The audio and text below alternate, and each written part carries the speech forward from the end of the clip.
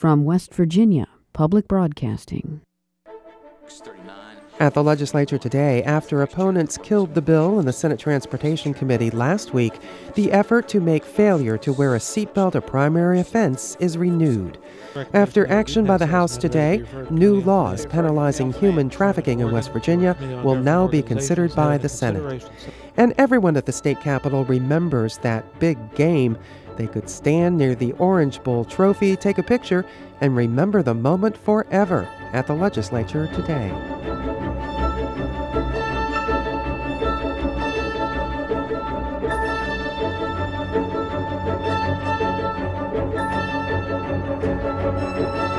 And good evening, I'm Beth Voorhees. A coalition of religious groups is asking the legislature to exempt them from a federal law called the Real ID Act on the basis that their right to privacy and freedom of religion is being violated. Bob Brunner has the story. The issue appeared first in the Transportation Committee, where members are being urged to create a religious exemption to the Real ID Act. The federal law involves using a driver's license as a primary international form of identification by requiring tougher standards to get one and submitting to an enhanced digital photograph. Until now, the previous administration had granted an exemption, but no longer. The spokesman for the group is Phil Hudock. The group called to decision.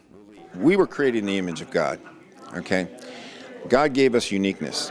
What the state wants to do is take something unique, physical about us, our digital facial fingerprint, and take it. It's actually theirs. They're taking something unique from us, like someone taking your DNA, okay? If I take a picture of you, I'm a photographer. I take a picture of you, and you buy the picture. I give you the picture, okay? That's your picture. I can't go out and say do something else with that picture because that is your picture. You understand? What God gives me, I don't have the right to give to the state, especially when in Scripture it tells me that eventually my identification will be necessary to have permission by the state to basically do anything. Several senators sympathize with the group and say the intrusive federal law should have exceptions for principals, even if it means you'd have to go through extra screenings at airports and other security checks.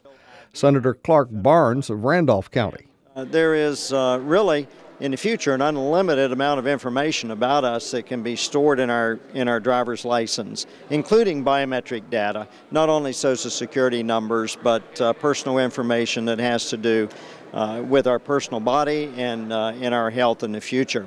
And these folks are very concerned about that, as well as I. They have, in the past, under the Manchin administration, they were given an exemption.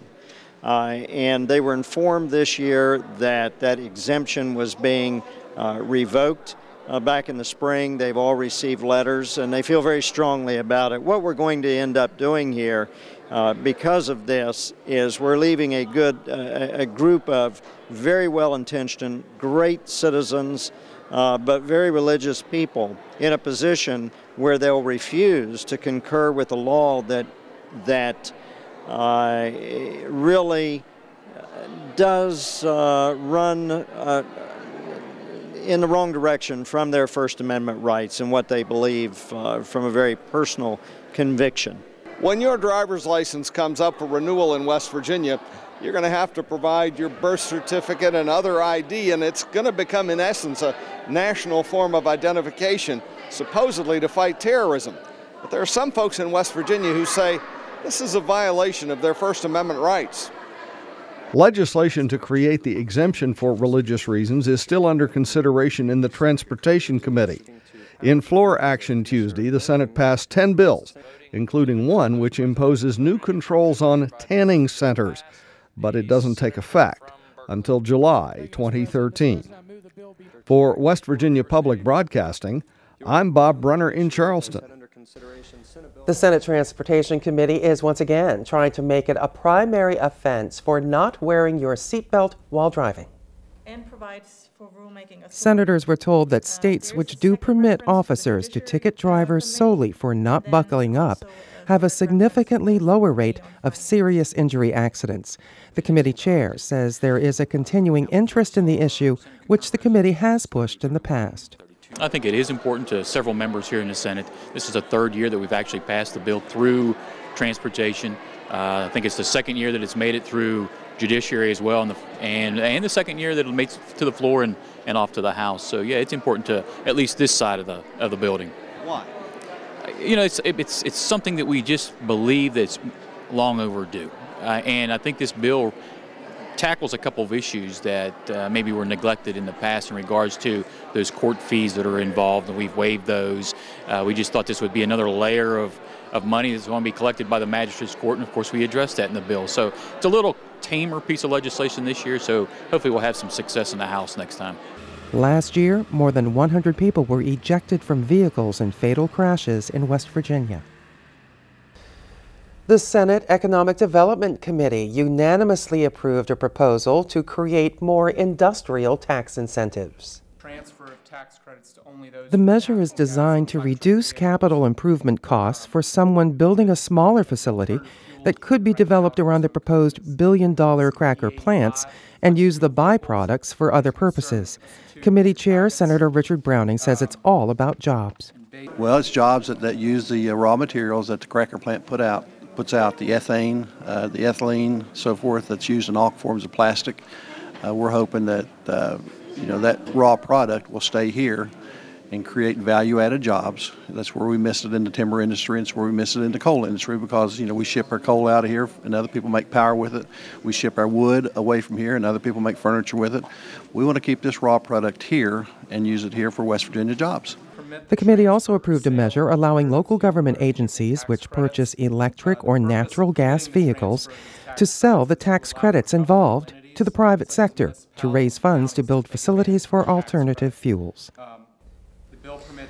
West Virginia could be on its way to joining 48 other states with human trafficking laws on the books.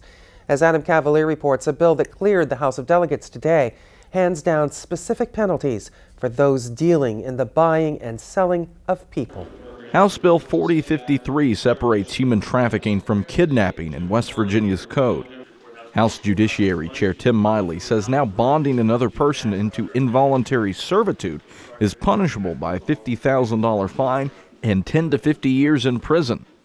The bill authorizes the Governor's Committee on Crime, Delinquency, and Corrections to establish training curricula to effectively investigate human trafficking offenses for entry-level law enforcement officers and establish procedures for the implementation of a course in investigation of human trafficking offenses. This bill also creates a new section that contains provisions intended to specifically address the conduct commonly associated with human trafficking. The bill still has to make it through the Senate and onto the governor's desk. One of the bill's co-sponsors, Delegate John Frazier, says passing it is just the right thing to do. I think just from a humanity standpoint that we need to do something with that. We take our freedoms for granted, but yet we have to recognize that some people lose their freedoms, and we need to do everything we can to prevent that in the future. When you think about that, I mean, we live in a state that has a relatively low crime rate, and we don't deal with anything like that, and yet it's going on in our country and around the world, and it's coming into West Virginia, and we need to speak out that we seriously oppose that. Hawaii is the only other state without any trafficking laws. I had no idea that we were in the small minority that we were.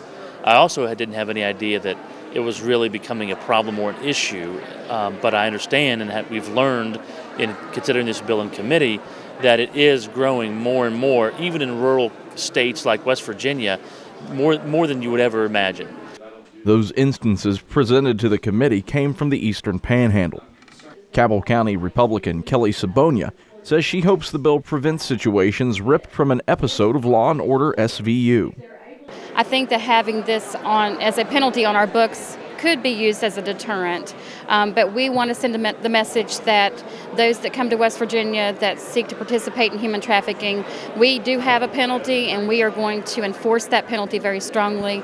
And so this is a really good day for the state of West Virginia. I think, though, that it's imperative that the Senate take this up. I know we're in the waning days of the legislative session, and I hope that they find that this is an important issue in the Senate and join us here in the House of Delegates in adopting this in state code. Although the bill spent half a month working its way through a judiciary subcommittee before making it to the House floor, the bill passed the House unanimously. Frazier says the committee dealt with breaking human trafficking away from kidnapping. The prosecutors feel that our kidnapping statute probably was adequate to deal with that. You know, in our area we had a number of kidnapping cases, but I don't remember any that would fit into the human trafficking area. But I believe with all the movement in our country, with illegal aliens and people coming over to our country illegally and being used for labor and prostitution, that we need to address that. The bill is one of several the House is considering that will protect the rights of children. Jefferson County Democrat Tiffany Lawrence has been involved with several pieces of legislation aimed at keeping children safe. I've been around children most of my life, whether it be in a civic capacity or a professional capacity, and so I've dealt with these cases. I've helped families and children who have been subject to these types of crimes, and I think it's a travesty when something impacts your personal life in such a way that it creates PTSD or any other mental illness for a long time, and we've seen that in a lot of children, and so this is to hopefully protect children in the long run and curtail these activities. Lawrence is a sponsor on two bills going through the House Judiciary Committee. One prevents a convicted sexual predator from living within 1,000 feet of a school property, while another allows for the seizure of child erotica. For West Virginia Public Broadcasting, I'm Adam Cavalier in Charleston. With several Century Aluminum retirees looking on from the House galleries, Minority Whip Mitch Carmichael took to the House floor to promote House Bill 4632, which Carmichael says would provide incentives to put the Jackson County plant back online. The Jackson County Republican says that many Century Aluminum workers have been wronged in how they've been treated since the plant was shuttered. And there's this perception, many of us read it in the papers and so forth, that the retirees are being unreasonable in their approach toward this negotiation. And I just want to point out that is not the case. In this particular instance, and not often you hear from me on this side of the aisle advocating against, or taking a position against the industry. But in this case, I believe that the industry did the wrong thing. The Ravenswood smelting plant was shut down in February 2009, causing more than 500 workers to lose their jobs and many retirees their health care benefits. In a moment, a visit with the president of West Virginia University. First, here's a look at what's coming up in the Senate tomorrow.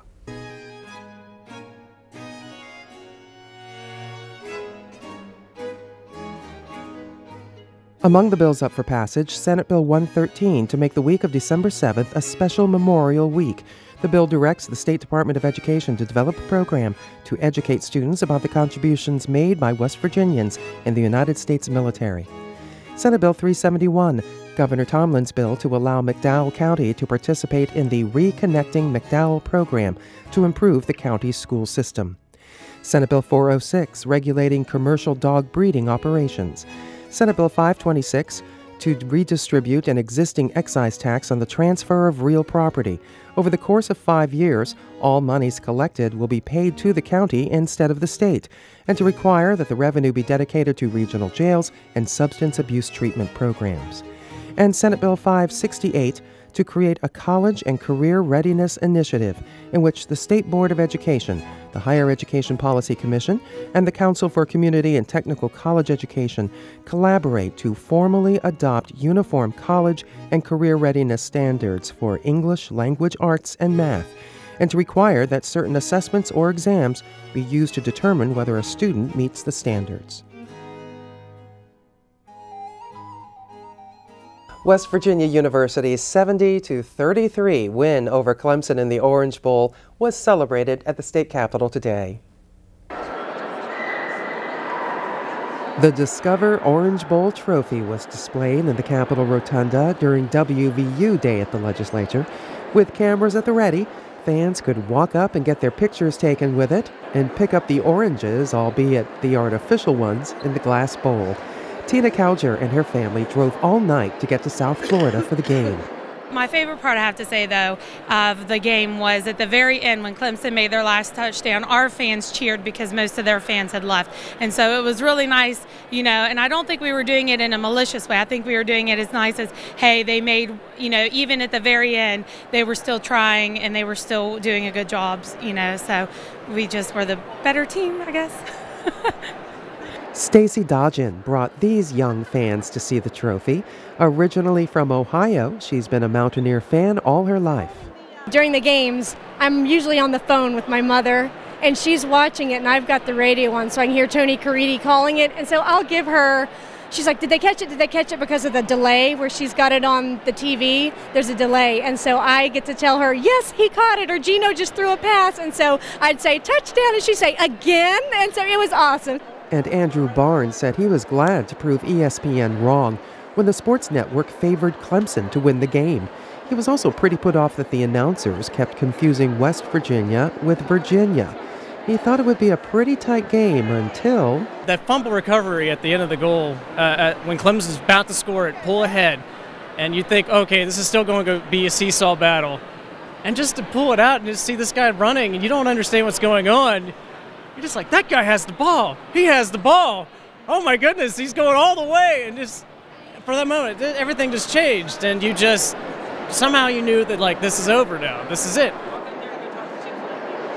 And joining us tonight is James Clements, the 23rd president of West Virginia University. He's led WVU since June 2009. I assume you've had your picture taken with the trophy. Absolutely, yeah. That was a great segment there, too. I loved it. Tell me your favorite story about the game. Other than we won, what's your favorite story about the game? You know, I think it was that not many people thought we were going to win. You know, the majority of the country, except those in West Virginia, thought that Clemson would win. And we won, and we won, and we scored so many points. It was magical in so many ways. It was a great day. So tell me about the Big 12. We're excited. You know, Big 12, you know, we will be there July 1, as you know, and that is with the Tier 1 research flagship universities like WVU. So we're excited not only for the athletic piece, but for the academic and the research. It's more than just football. It's more than just sports. Absolutely. I mean, there are academic partnerships, research partnerships. So for us to be with our peers is where we wanted to be. This will be very good for the university, very good for the state. WVU seems to be doing pretty well. $248 million expansion at WVU hospitals, $150 million renovation of the Evansdale campus. How are you able to do all of this? You better not be going to the legislature with a handout because you seem to be doing pretty well. How have you managed it? Beth, we're doing really well. We have a great team and really dedicated people, and the university's on a roll. In almost any measure, from enrollment to fundraising to research, we're at an all-time high. So a lot of good things are coming together right now, and it is a time for us to grow. Most universities around the country are cutting back, cutting budgets, cutting academic departments. We're doing just the opposite. And we're really lucky and really blessed and fortunate that we can do that at this time. And you've just got a $34 million donation for the College of Engineering. Am I missing anything? Are there other plans out there? A lot of plans, yeah. You know what? We're on growth mode right now. We're hiring a lot of faculty members. Most universities are cutting back. We're expanding research. Some universities are just trying to maintain what they're doing. The gift from the Statlers was really special, and they're wonderful people. But it was our largest gift in the history of the university. A lot of people worked hard on that, but it's to name the College of Engineering. It'll increase research, allow us to recruit great faculty and students, so we're really excited about that. So what are you asking the legislature for, if anything? Well, we are, of course. And you know, one thing that's been really transformational and good for the institution is the Research Trust Fund. You know, I started just about 3 years ago, and we were asked to try to raise $35 million that would be matched by the state, put in an endowment so the money stays forever. We met that challenge. And we have donors that are ready to write more checks if they can get the state match. So our number one priority, we're asking for additional money for the Research Trust Fund. And that'll benefit the state and the university long term. How much do you want? You know what? If we got another $35 million, we could match it, I believe. Okay. But you know, we'll take anything. Right now, we have about $7 million in matchable gifts if we can get the money. So that's the number one priority. What's the best thing to come out of the Research Trust Fund so far for WVU? Oh, so many good things. I mean, we have endowed scholarships for students so we can recruit top-notch students. We've got endowed faculty member positions, but the best was the Research Trust Fund really allowed us to close the Statler College gift, which to have a named College of Engineering puts us at a national level. And that college is already nationally ranked in the top 25. This will allow us to take it even higher. So there are so many positives that come from that Research Trust Fund. A lot of discussion this session, particularly in the Senate, about public education and higher education working together for seamlessly educating children. Yeah. I believe this bill is going to be up for passage. Haven't we been doing that? And if we haven't, how come?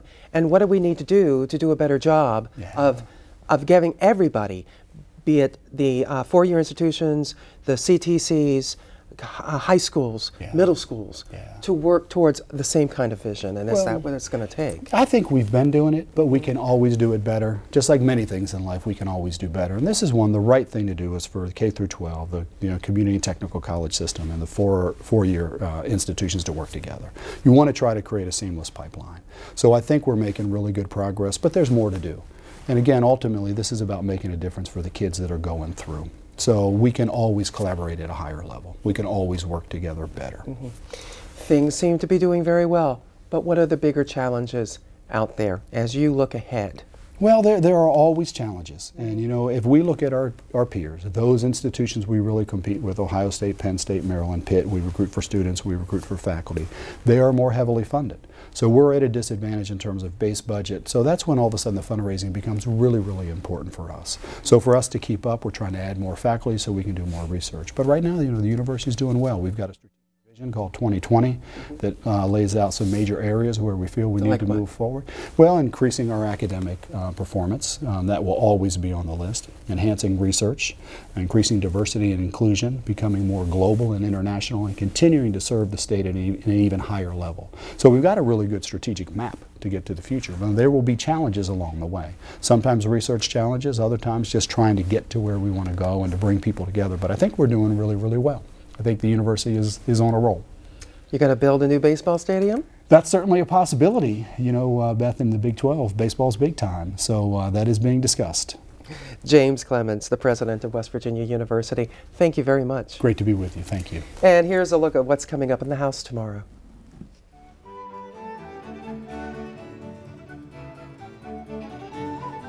Among the bills up for passage in the House tomorrow, House Bill 2657 to establish the West Virginia Religious Freedom Restoration Act. House Bill 4020 to recognize outstanding students who are top scorers on certain statewide tests. House Bill 4049 requiring the Department of Environmental Protection to maintain an Office of Internal Auditing. House Bill 4260 relating to insurance coverage for autism spectrum disorders, and House Bill 4327 to require each birthing facility licensed by the Department of Health and Human Resources to perform a pulse oximetry screening for congenital birth defects on every newborn in its care, a minimum of 24 hours after birth. And this has been the Legislature Today. I'm Beth Voorhees. Thanks for joining us. Good night.